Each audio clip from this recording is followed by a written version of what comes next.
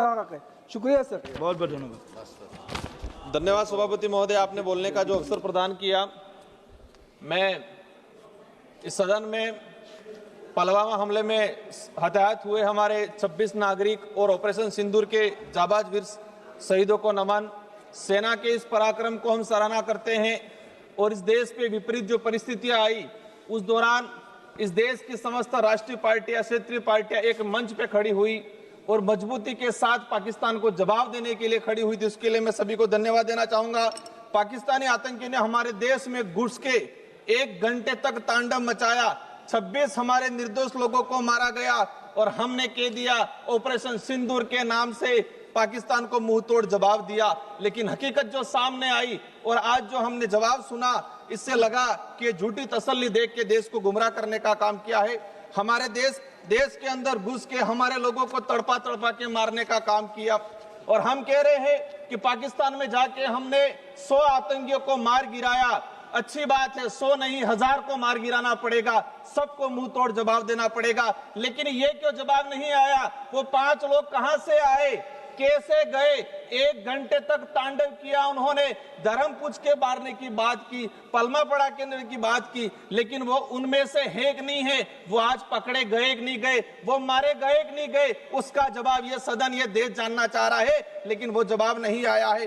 आप दावा करते हो 56 इंच का सीना है, पाकिस्तान के अंदर घुस के मारेंगे, लेकिन वो हमारे घर के अंदर घुस के मार के गए। उन 5 लोगों को आज तक हम नहीं पकड़ पाए।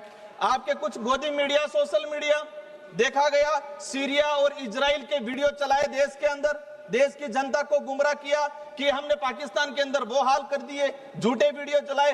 हद तो तब हो गई, नेशनल मीडिया चलाने लगी कि हमने कराची पे कब्जा कर लिया, हमने इलाहाबाद पे कब्जा कर लिया। मैं भी कानून मंत्री जी विचार कर रहा था कि कराची तक कब्जा हो गया है तो हमारा भी जो बिल प्रदेश जो राज्य प्रस्तावित है वो भी सिंध घाटी तक हम लेके चलेंगे, पाकिस्तान तक। लेकिन ये कुछ नहीं हुआ। सुबह उठ के देखा कि डोनाल्ड ट्रंप ने 26 से 27 ट्वीट कर दिए, हमने हार मान ली। जब हम सरकार की आलोचना करते हैं, सरकार की कमियों को गिनाते हैं, तो लोग कहते हैं बीजेपी के कि ये देशद्रोही है, ये देश विरोधी है। सरकार की कमियां गिनाना क्या देश विरोधी होता है?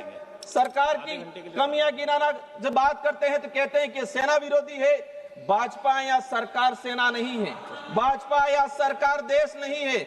ये सुनने का, समझने का और सुधार करने के अपने अंदर होना चाहिए। ये सत्ताधारी लोगों को समझना पड़ेगा। आज देखा गया है कि नमस्ते ट्रम्प सर, हमको मुश्किल से 5 मिनट मिलते हमको। हम कोशिश करते हैं कि सरकार को हकीकत बताए।